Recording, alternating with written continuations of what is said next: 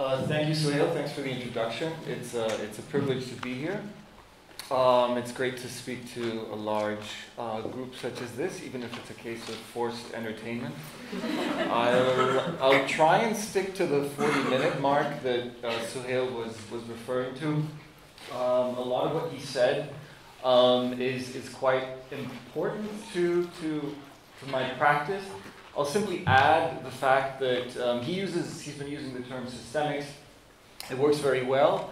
I like to use the term speculative. A number of people have been resorting to that, and I simply mean by that kind of practice a practice that is devoted to a more collective mode of working, to a form of knowledge production, to the presumption of actually proposing scenarios. And in most other fields, this is nothing special. It's pretty much almost only within contemporary art that is considered exotic, to actually make these propositions that take themselves seriously as propositions.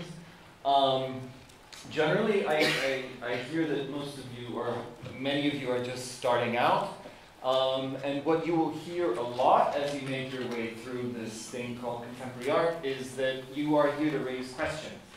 That is what you are good at. That is what you're going to be trained to be good at. So you're supposed to be uncomfortable and difficult by raising those difficult, painful questions.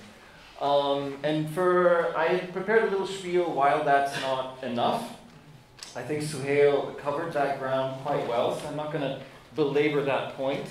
But I encourage you to harumph and to roll your eyes at the ceiling whenever you are encouraged to do no more than raise questions. Because, again, I think Suhail's made that point, and we can come back to it later. The practices that I am invested in not only attempt to engage in knowledge production, but to actually create models, blueprints that are scalable, that are even presumptuous enough to count as something you could call a vision, as dramatic as that sounds.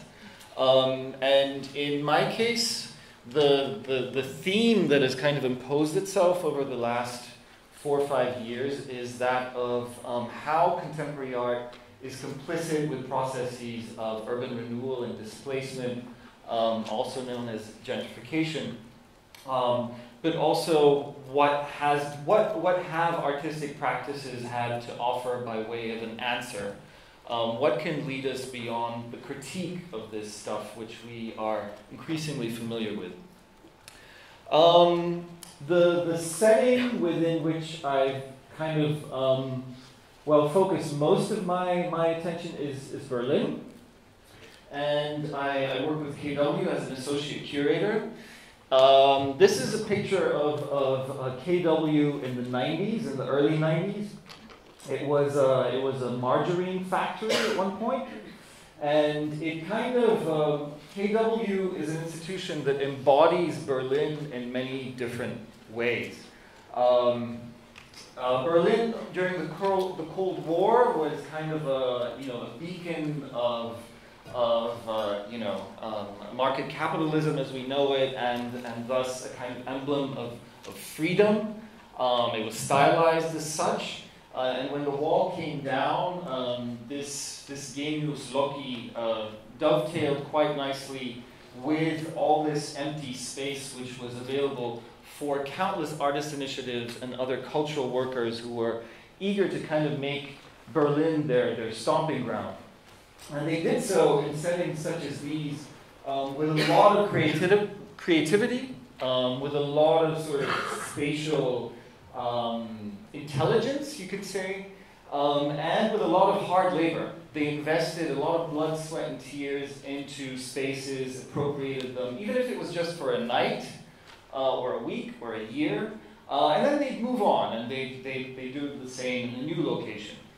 And so the city of Berlin became this really fascinating place that was constantly in flux. And what happened as the 90s went by and then the zeros came along was this. This is what KW looks like now. And it's kind of a punching bag. Art journalists like to refer to it as the sort of, the epitome of the transition from rock and roll to Prada. And as this kind of engine of gentrification of Mitte, the neighborhood, the part of the city where it is located. And, well, sure enough, on a larger scale, that is what artists realized in Berlin, is that what they had been doing is that they've been investing what they call sweat equity, that blood, sweat, and tears, all that labor into properties which were then, resold for a profit that did not benefit the artists, nor the neighborhood in which those locations were, but the developers alone. And on a larger scale, it's kind of led to this moment of realization that cultural workers in general and artists in particular have to take themselves a little more seriously. We cannot continue with this kind of prankster-ish infiltration of unused spaces, and think that we are being really radical as we proceed with these kinds of patterns, when actually we are part and parcel of an urban renewal plan, which is not really to the benefit of the local inhabitants, and certainly not to the artists who are sort of, how to put it, informing it. It would be a little too much to say that art is actually the engine of this. It's not. It would be overestimating the power of art. Just as it would be overestimating the power of KW to say that they we gentrified this neighborhood. But we are part of a broader momentum that we are consolidating, enriching, facilitating, and accelerating. I think that's undeniable. And that's a working hypothesis which at this point I'm very willing to go to bat for.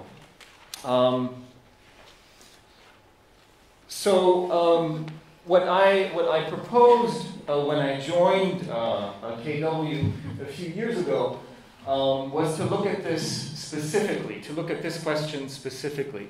What does KW represent as an institution? Does it make sense to actually try and go local? Is that a claim that we can make seriously? Is that a claim that contemporary art can make seriously? Does that actually add up to something viable, or does that actually forego what KW is supposed to do for Berlin? KW is not very rich in financial capital, but it's really, really rich in social capital and cultural capital. It's probably the institution in Germany in terms of the international art panorama. And it's kind of appreciated precisely for being this kind of odd spaceship that's kind of Berlin and kind of not. So it's in a difficult space kind of conceptually. If it were to forfeit what makes it successful, then it would kind of defeat the purpose and it would become just another community art center. And yet it seems that the political pressure that is mounting now calls for a completely different ballgame. As I was saying earlier, business as usual is just not enough. Being this cheeky, artsy kid on the block is just not enough. And with REALTY, I tried different things. I've been trying. I can get to the concrete sort of strategies later. But I wanted to say a few things about real estate, just to give you a very, very brief taste of what the stakes are. The research I've been doing takes me beyond the comfort zone of contemporary art, and I've been talking to policymakers, to activists, community organizers, and also to real estate developers, and attending events such as this a real estate developers convention last year in Berlin, where I was surprised by the fact that actually they take things like climate change, maybe even gentrification, a little more seriously than the art field does. And the keynote was held by the Secretary of State for Energy and Economics, a guy called Altmaier, who was saying that gentrification is a serious issue, and we have to make sure that people get private property. People should all become private landowners, and if we don't do this, then they'll all go communist. Which is odd. Doesn't quite, probably not quite accurate on various levels, but it does. He did put his finger on an important point, which is coming up again and again during my own research, namely that ownership of housing has become the kind of dividing line that defines your attitude to many different things. Your electoral habits with regards to many things, your attitude towards democracy, to citizenship, to development is enormously defined by whether you own or not, or whether you have a chance to own in the near future. Because for many of us, that's the kind of middle ground that we're hovering in. Yeah, because you have, essentially you have the 1%, you have the precarious middle classes, those who might use gentrification as a kind of coping strategy. You're hoping to buy a flat to kind of make sure you can cover your pension plan because you don't trust the welfare state to do that for you, if you ever did. And then you have those who feel they are locked out of that competition anyway. And they do surprising things in terms of elections. For example, in Berlin a few years ago, there was a popular vote and people voted to keep the old airport, Tegel, and they realized in a survey after the election that most of the neighbors of that airport voted to keep it because the noise pollution would keep gentrification at bay. So these are the kinds of dilemmas that are arising within this new playing field that is the urban landscape once it becomes a walkable investment fund. So now I'm gonna circle back to the question of what does this have to do with art. Essentially, there are three scenarios. One is the Berlin 1990s scenario that I was talking about earlier. That's the one where contemporary art is particularly toxic. It's where it can make a really aggressive contribution to how prices will develop. That's a scenario where you have the so-called rent gap. It's a term we can get back to later if you're not familiar with it. That's one. That's one kind of scenario.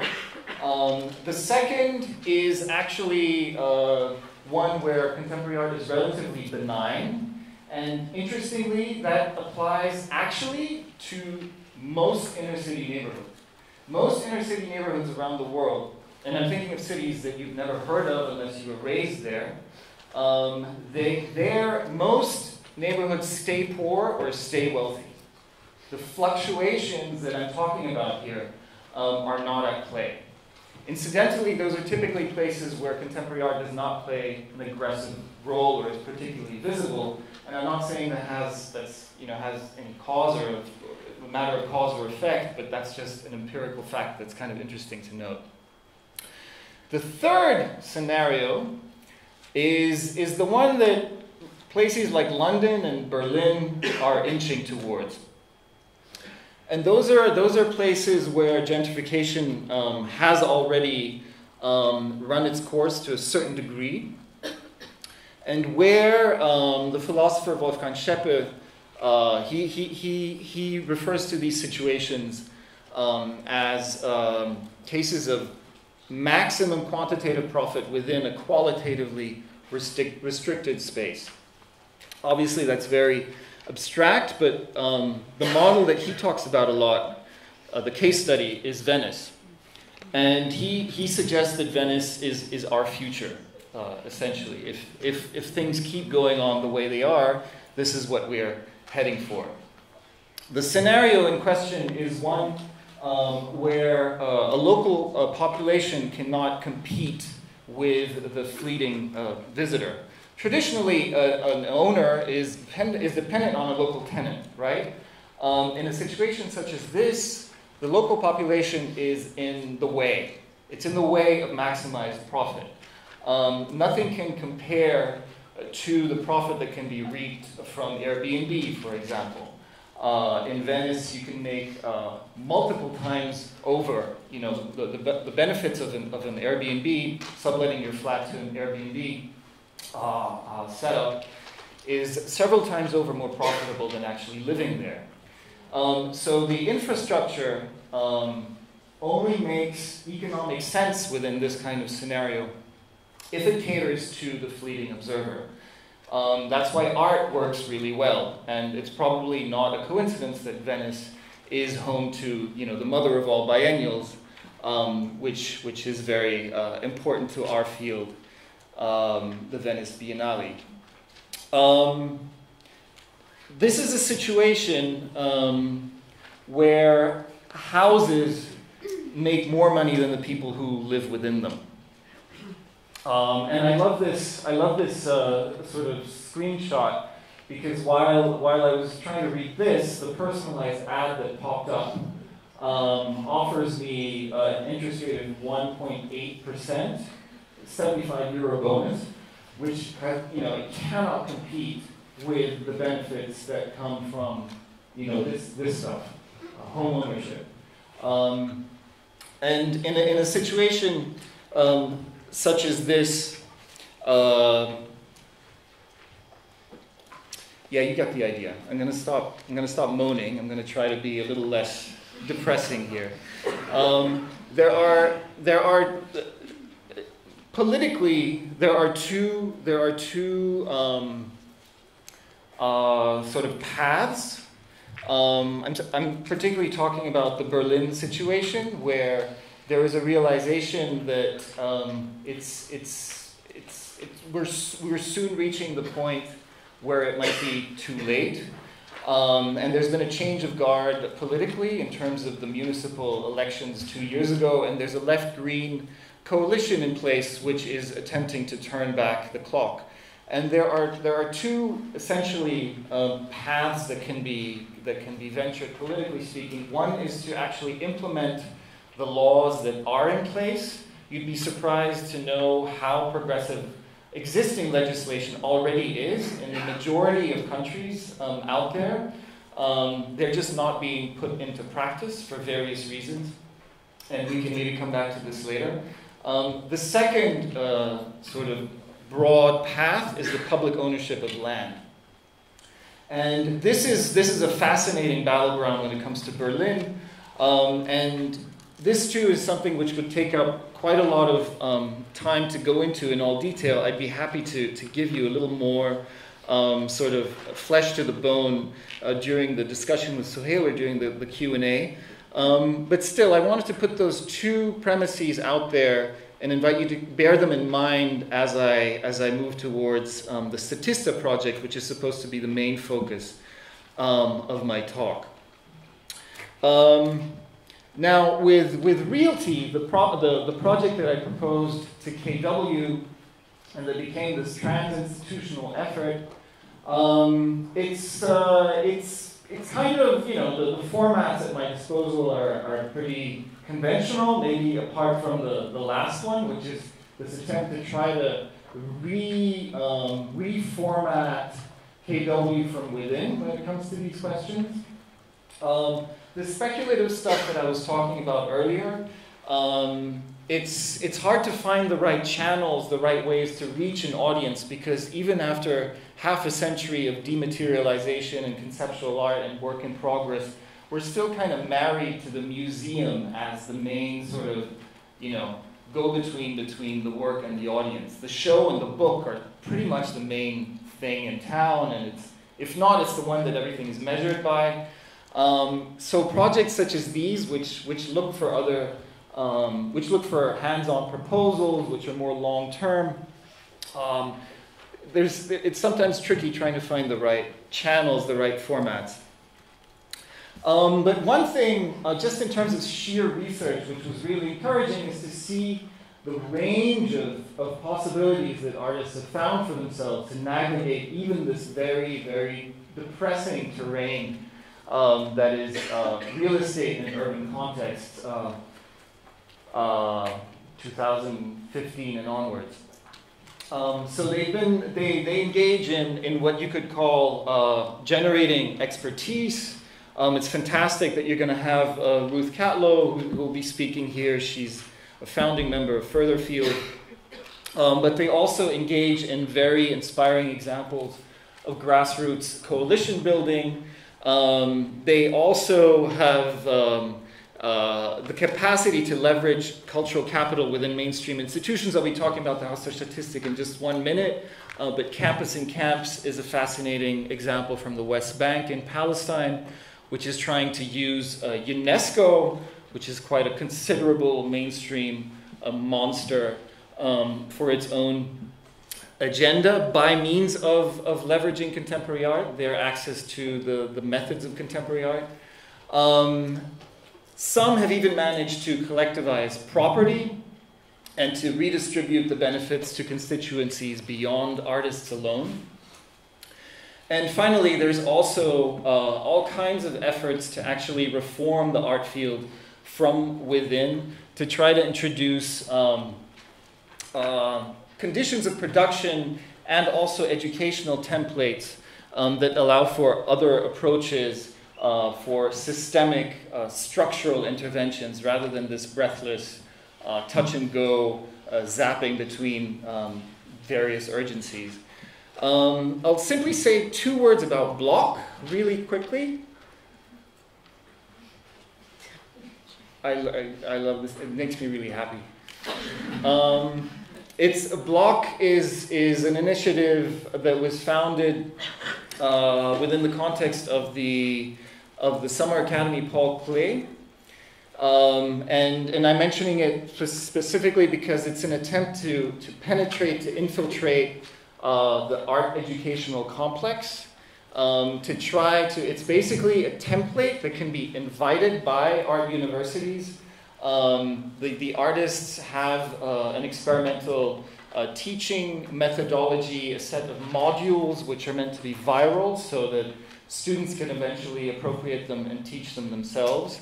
And the idea is to try to get in there before artists become these fossilized old fogies like Suhail and myself, and who still have the energy to think outside the box and to come up with radical blueprints that can tackle these questions from an earlier point in their trajectories.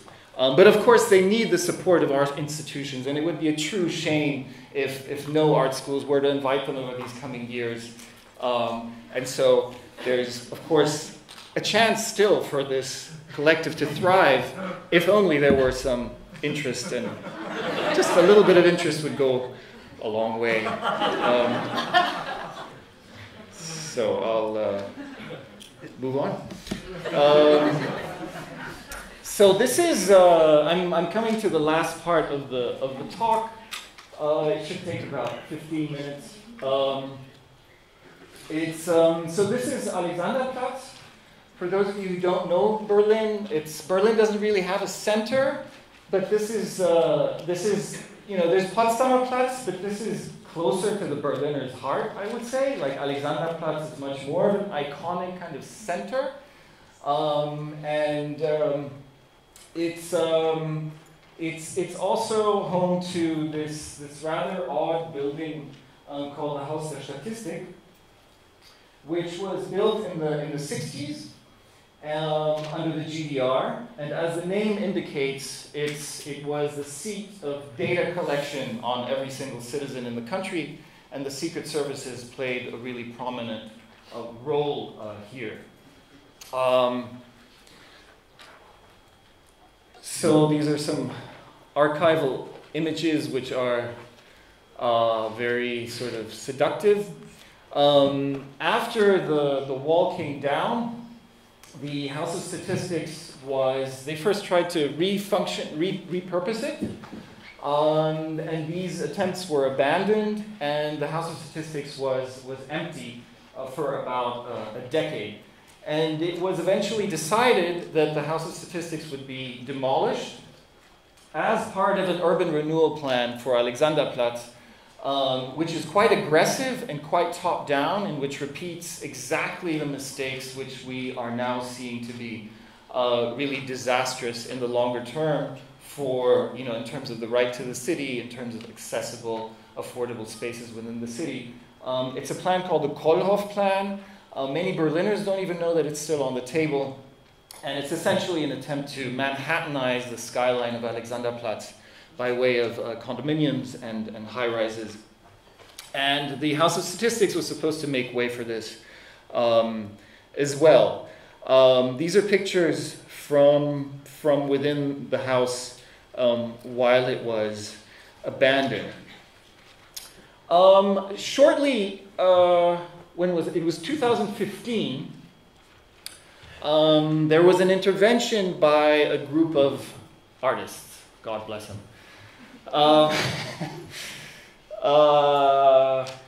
Yeah. So what happened was that it was during the Berlin Art Week, so there was a lot of visibility. A group of artists called ABBA, ABBA, Allianz Bedrohter Berliner Atelierhäuser, forged something that looked like an official municipal announcement, a big banner which says this space will offer space for art, culture, and social facilities. And it would not be demolished; it would actually be put to service for the needs of the city of Berlin. And people believed in it just long enough for this prank to gain traction. And the cops sort of helped regulate traffic before they realized, oh, this is just a bunch of artists. And they had to take the banner down. But again, it was already in the public eye, and then some politicians had to take a position. And the climate had just begun to shift. The political climate had just begun to shift in ways that I was describing a few minutes ago. Miraculously, this thing turned into a kind of a self-fulfilling prophecy. Within 2 years, it turned out that not only would the House of Statistics be renovated, not only would the sale of public land be prevented, not only would there be space for art and culture and social facilities, there would also, the 45,000 square meters that constitute the House of Statistics would be more than double to 100,000. And it will house space for affordable housing, for education, for city bureaucracy, and the new town hall of Mitte. So it's going to be a very odd and fascinating polyfunctional experiment. And in terms of like artist agency, it's a bit of a fairy tale. You don't often hear stories such as this. And it's great. It's still slightly precarious because the building is still being renovated. Things are still being signed. Elections are in 2 years. And politicians can still walk away from it. I mean, they've walked away from bigger deals than this.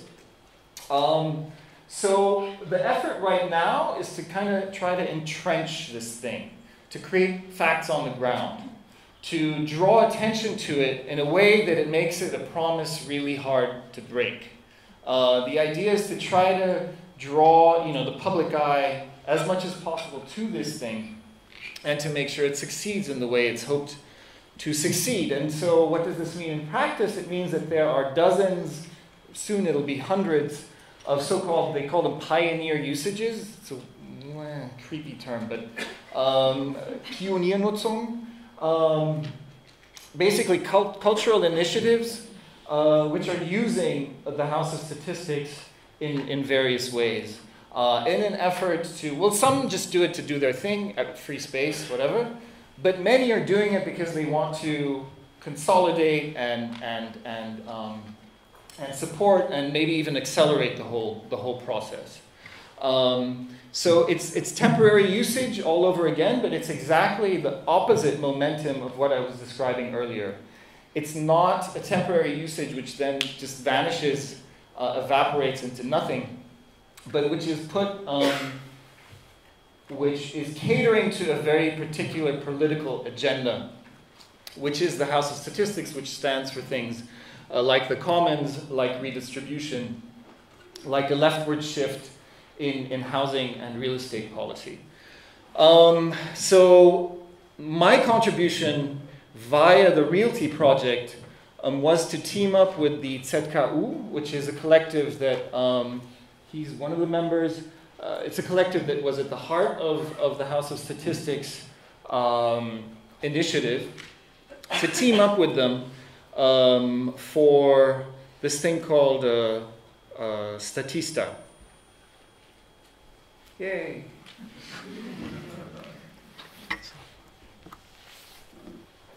It's great, no? So Statista the idea is to use public funds which is earmarked for art in public spaces. Usually this would be, what you would call art for neighborhood communities or plop art. Like those are the two sort of those are the two rubrics that the municipality tends to support. Plop art, as in temporary sculptures that are then removed again, or in the worst case, stay where they are, and to try to channel, repurpose these resources for precisely that kind of House of Statistics agenda. And it kicked off early this year, and it's kind of coming to an end now. When I fly back to Berlin, I'll be part of the whole, wrapping things up kind of process. That said, our hope is to contribute stuff which blends in with the House of Statistics in the long term and does not have to be removed. The idea was to try to smuggle resources and infrastructure into the project in a way that actually helps consolidate it in a sustainable long-term fashion. So when we did this rooftop signage, which is a pun, it's a play on words, Alexanderplatz was named after Tsar Alexander I, interestingly. Alexanderplatz means something like altogether different square. And it's trying to point to the criteria that the House of Statistics initiative is based on, which are pretty much diametrically opposed to the Cordon Off Plan I was referring to earlier. Just a little historical footnote. We were formally trying to refer to what rooftop signage was before the wall came down. And back then, it wasn't, it was a communist country. It wasn't, the advertising was not there to maximize profits. The main idea was to create a kind of urban flair. It was a design effort, first and foremost, more than it was a commercial one. So that's kind of interesting, just as a footnote here. But when we commissioned the letters, we ordered more than just the A, L, L, E, S, and so on. We ordered almost the whole alphabet, so the House of Statistics could then reuse this infrastructure to proclaim whatever they want to proclaim when we are out of the picture. And this is a very, very simple example of what all of our projects were trying to do. They were trying to become part of the initiative in a long-term way. A second project referred to this, which is apparently, according to the Wikipedia page, the largest artwork in Europe. It's government-commissioned art under the GDR by a guy called Hromadska, who was very important as a kind of like a government-supported artist.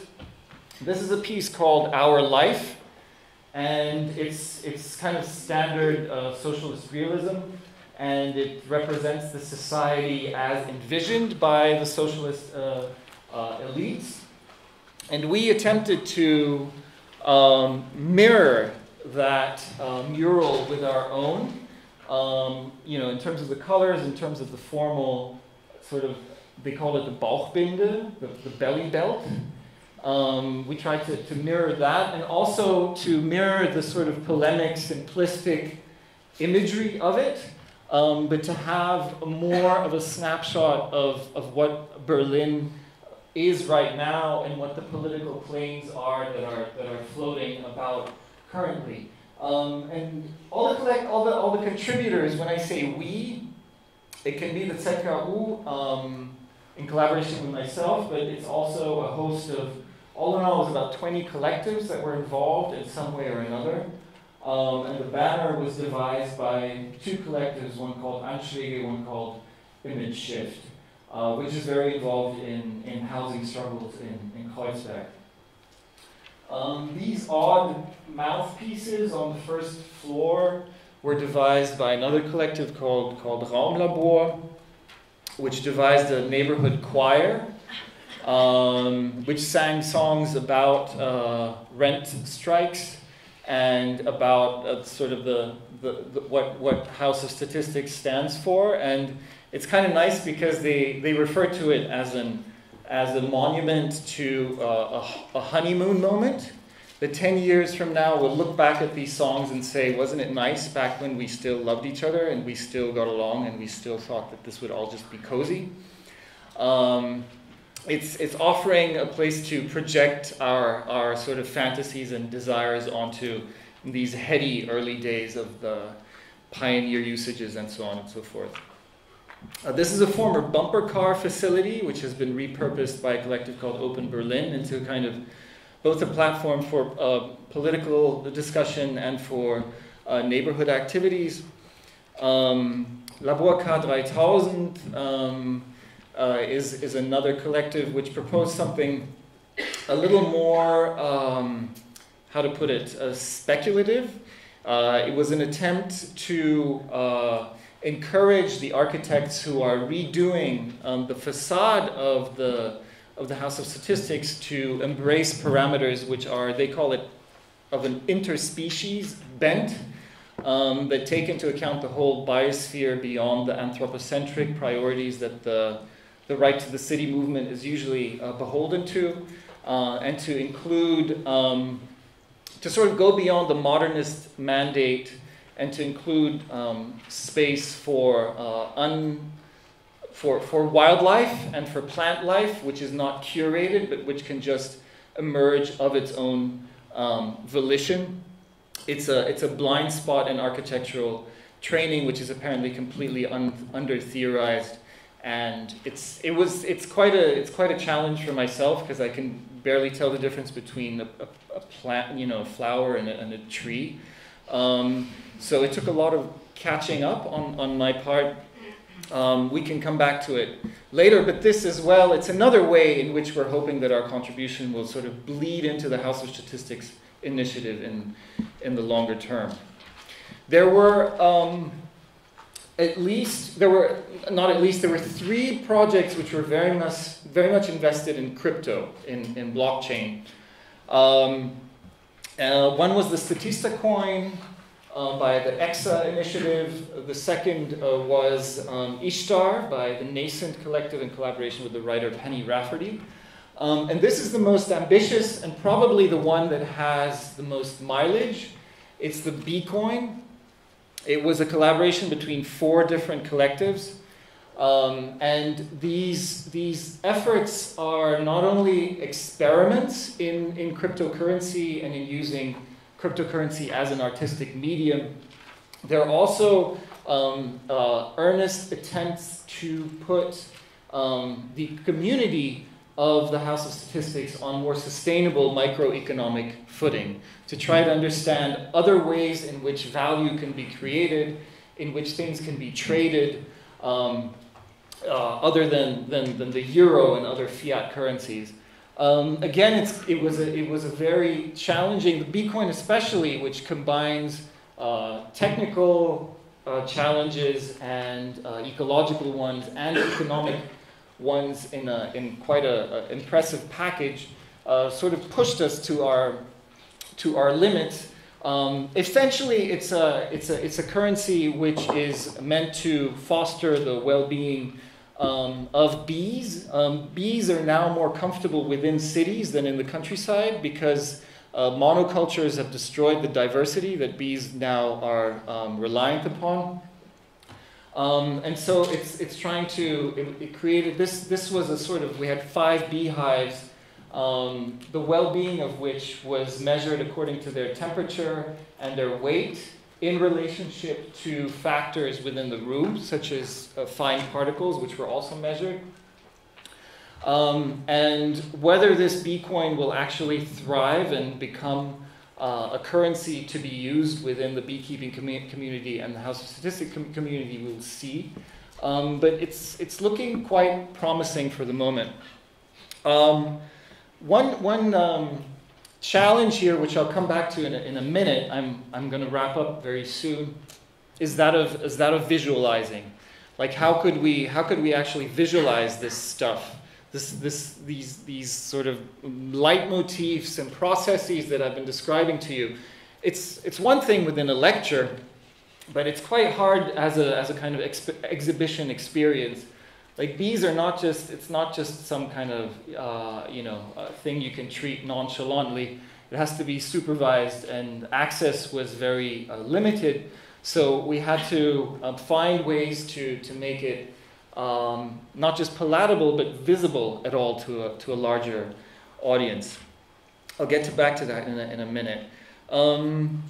This is an example of it's a taste from the student blog, which we generated along the way in collaboration with 2 universities, the University of the Arts in Berlin and the Viadrina University in Frankfurt.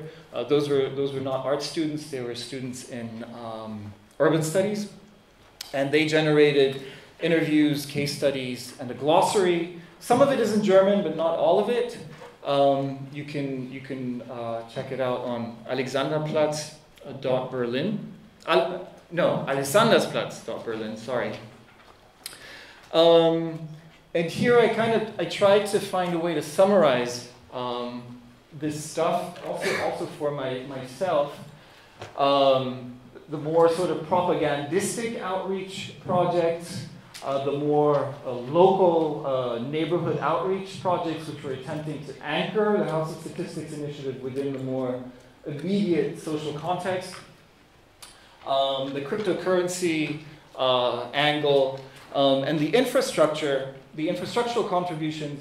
Like, this was actually the biggest headfuck of all, and probably the most valuable contribution to the House of Statistics itself, if I'm very honest, which was the sort of fixtures, like when we could, finance an emergency exit, or locks on doors, or lighting. We would do it, so the House of Statistics wouldn't have to do it themselves. In terms of paperwork, whoever has worked in Berlin knows that this is not a matter to be treated lightly. Getting permits for all kinds of things was something which was taken on by our team in the name of the Statista project, but it will benefit the House of Statistics in the longer term. A lot of the cultural capital, social capital that we brought to the table in terms of politicians who paid close attention to Statista because it's KW, and this in turn sort of warms them to the House of Statistics idea. All that kind of stuff, I think, is probably appreciated, a good deal by the House of Statistics team in particular. And then there's the research by the students and the research which will be published in the upcoming publication. A last word on visualization before I close, which is, we had accepted quite a lot of public funding, and we wanted to take this seriously, and one of the leitmotifs which we put out there was Statecraft, hence our hence the title of this talk. In German, the word Staatskunst, it's a pun. It can mean the art of governance, as in Machiavelli and all that stuff, but it can also mean government-commissioned art. And we were attempting to argue that we take both sides of this coin seriously, and we see ourselves very much like the House of Statistics as a mechanism that is part of the value chain within the pattern of urban renewal in Berlin. And we're not just tricksters who want to critique and then move on to the next sort of urgency of the day. We wanted to build and construct something and to take responsibility for it in collaboration with others. But then this also meant, like, part of this discussion, paradoxically, or part of that mandate, paradoxically, is to render it sensational enough to reach the public eye. Like, that is actually, it doesn't stand in contradiction. On the contrary, it's actually part of the job. And so what we did for the opening, where we had 2,500 people, was to try and highlight just stuff that they would find interesting. So we had, the rubble, which became this object of contemplation. This is our opening was during the context of the Berlin Art Week again, which is kind of ironic, 4 years after the Berlin Art Week sort of moment when they saved the House of Statistics from being sold off. We had the Berlin Art Week, which coincided with our thing. And so it was, it was a crowd that came in, looked around, and it was just one of, it ranked among, things that make you go, that's kind of what it was, and that's fine. And that's all we needed the art world for, really. We needed that kind of validation. And we got it, and so everyone's happy. There's no complaints there.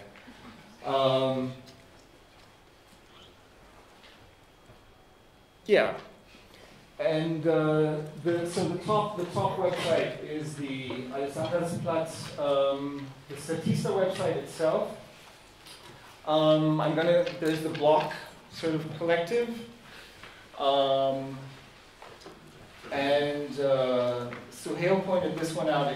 The Realty Now website summarizes everything that's going on in terms of realty. And I just want to use this moment as a chance to propagandize a completely other artist commission.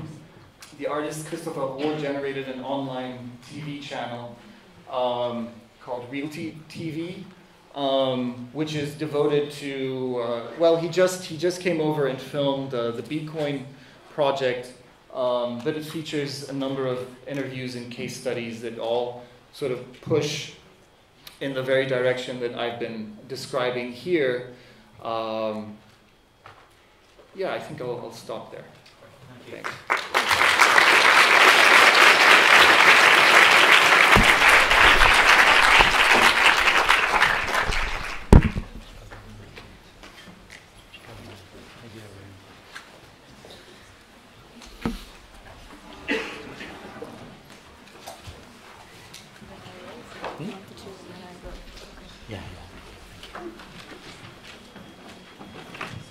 All right, so as I said, I'll ask a couple of questions just to kind of warm up the discussion, hopefully, and kind of maybe broaden it out a little bit too. And then sort of open up for Q&A from yourselves, which I think can be specific to the projects you showed, but maybe also general approaches. So partly to emphasize the systemics issue, which I went through very quickly at the beginning. It seems to me that it's one issue in two questions. What you're trying to do with this project is anchor certain spaces in Berlin, and in a way use the art field and funding through art and sort of artistic initiatives and the kind of politics of like a contemporary art moment, but also kind of anarcho moment in Berlin, which isn't contemporary art, but has been around for a long time. To use all of that kind of artistic infrastructure and artistic interest to kind of make sure that how Berlin develops from now in terms of real estate, capital, global finance, and the rest of it, are kind of affected and go in this direction rather than in another direction. So the anchoring of these initiatives is really important. So that seems to be the difference between the show and go model. So show and go would be, hey, here's a space, let's put on an exhibition, we're really sexy, we put on this exhibition, we're done, let's go, whatever happens to the space, doesn't bother us, we go to another one. And in a way, that's the kind of usual kind of parasitic model of artists in cities. So you want to not show and go, but show and inflect, show and transform what development might be, which requires a certain amount of long-term commitments or medium to long-term commitments, using the communities, using the artistic initiatives, but also engaging with the people with the money and the policy space and the rest of it. So I've got two questions. One is to do with the specifics of the projects and how, when in London, or I've talked to people from Shanghai and other cities as well, it seems quite difficult to do this kind of thing, to kind of have that effect and to claim those spaces and to also make the kind of social and public, to have the social and public capital that artists in Berlin have. So there seems to be something about the Berlin moment which, because of the importance of artists in its development since the 90s, you can kind of make interventions and have a kind of credit or a kind of a moral claim that might not be available in other cities. So I think it's something about the generalizability of this model and whether you can imagine making the same kinds of initiatives elsewhere. Just as a background, and also in terms of full disclosure, like Tirdad and I have worked on different things for about 10 years or so now. So in part of the discussions coming up to this talk, you were talking about how when you did the conference and you gave the list of groups that had been invited to this, there was a lot of insistence from each of them about the kind of local conditions and how they were very deeply invested in, but also responding to local conditions. And you were, if you don't mind me saying, you were kind of a little bit frustrated about that because you wanted to kind of draw up some general models that the art world as a whole could think about and mobilize. So I'm kind of wondering, I guess just like whether what are the Berlin-specific moments, but also what do you think can be drawn out from these examples that are kind of, other people can learn from, or we can learn from in other cities? That was one question. Yeah. I ask pretty long questions because I'm trying to summarize your talk and kind of get people back to like, oh, that's what it was about. But I also ask long questions anyway, as you know. Just to add a comment to your comment,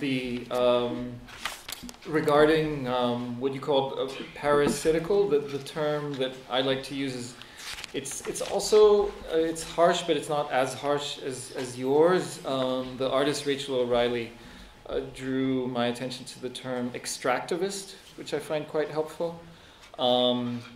And she describes the mechanisms of contemporary art as more comparable to mining than to agriculture, because in agriculture you're working in the seasonal mode where you will perpetually return to the same spot, and so you have to keep it in good shape, at least theoretically. Whereas in mining it's FIFO, fly in, fly out. You go in, take what you need, and get out again, regardless of the consequences. And yeah, the sort of the moral horizon, to use a dramatic term, in projects such as these is to try to turn that on its head and to ask the question of whether art can do something other than just take the content and the resources and the manpower that it needs before it moves on to the next. But to move on to the question of whether this sort of thing is too specific to be replicated. To a degree, of course, naturally every situation is exceptional. Naturally, every sort of challenge brings with it a host of complications that are different, and you can't just idiotically copy-paste things. from one place to the next. For me, this goes almost without saying. I think that, you know, it's something that I would take seriously, but it's not something that I would say proves that none of this is scalable. On the contrary, the conference that we had for Statista was an international conference where collectives came from wildly different crisis zones. The artist collective from Lusanga in the Congo, another from Hamburg, another from Berlin, two from the West Bank. All of them were dealing with wildly distinctive challenges which were sometimes violent in the very literal sense of the term.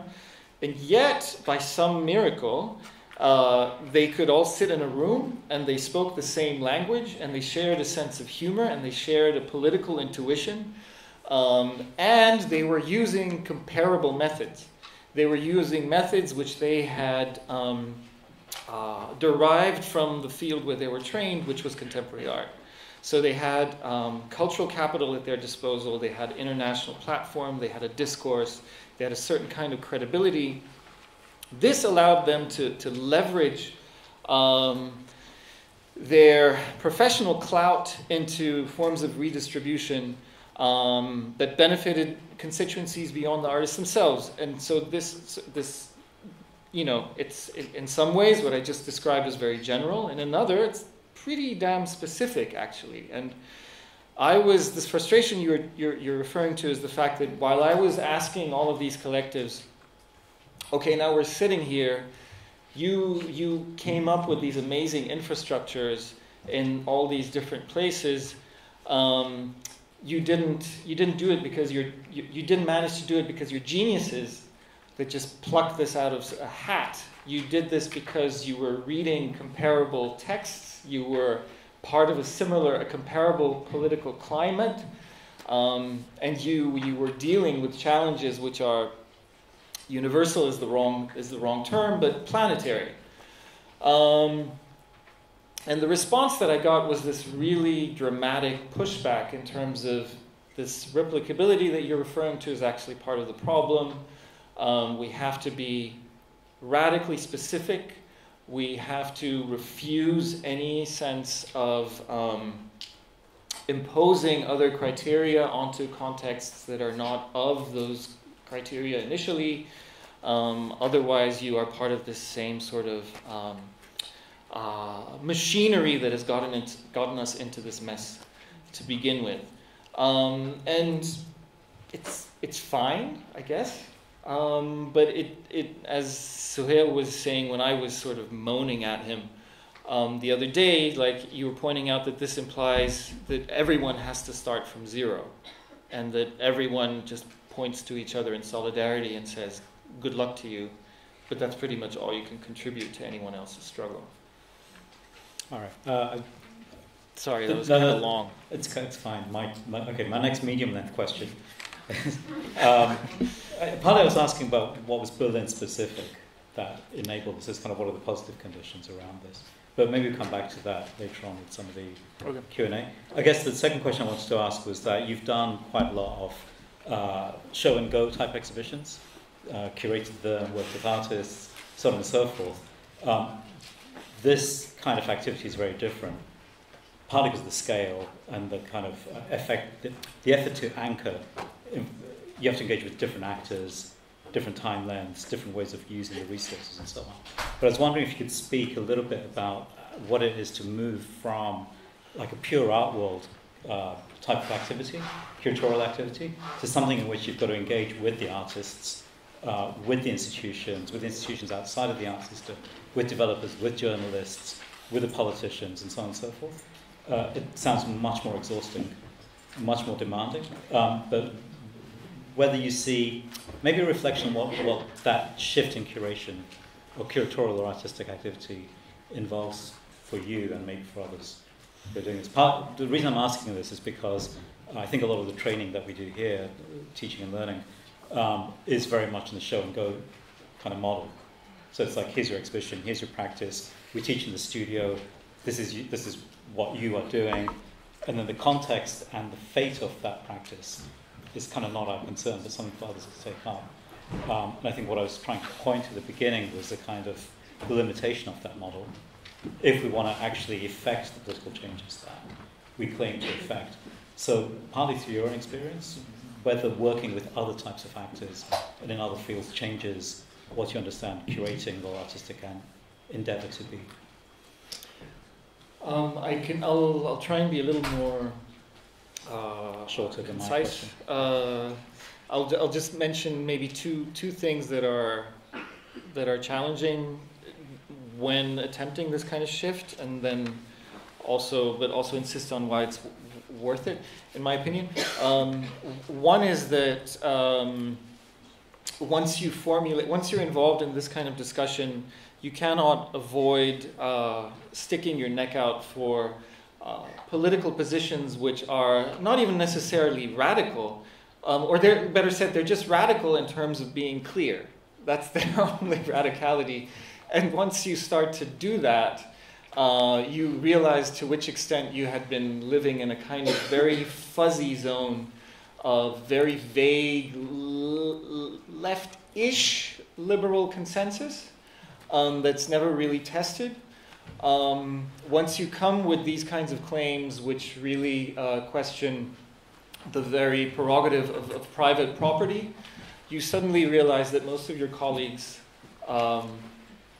have very particular opinions, even more particular than they are aware themselves, and many can be very harsh, and it's not always pleasant, and especially if you're trying to reform an institution from within, you have to insist on principles and at the same time build coalitions and alliances, and it's a sort of dance that if you're not used to it, and I was not used to it, it's a steep learning curve and it's quite a headfuck. The second challenge is specialization. The thing about the touch and go model is that you can zap from one topic to the next. You can do gentrification one year, then you can, think about Joseph Beuys the next. Then you can do decolonizing the institution. Then and that's kind of what's expected of you. Even if you start to specialize, you're seen as a kind of like a Yoko Ono who keeps banging on about John Lennon, like, oh, here he comes again, like, oh, he's going to talk about, oh, guess what, gentrification. So you have to kind of learn to surprise people, but at the same time stick to the fact that this replication, this dogged insistence, is actually the point. Like, you are actually trying to specialize, and you are actually trying to put your foot down that this is a criteria worth taking seriously. Victoria Ivanova, who is a collaborator of both of ours, is very articulate in terms of like making that claim. I encourage you can find a lot of her writing online, that specialization is sort of like an inevitable way forward. And just to end on the kickback of that is that you realize that you start to both understand a playing field better than you ever had before as a curator, and secondly, you then start to develop strategies with artists that are much more long-term and politically viable. Basically, that's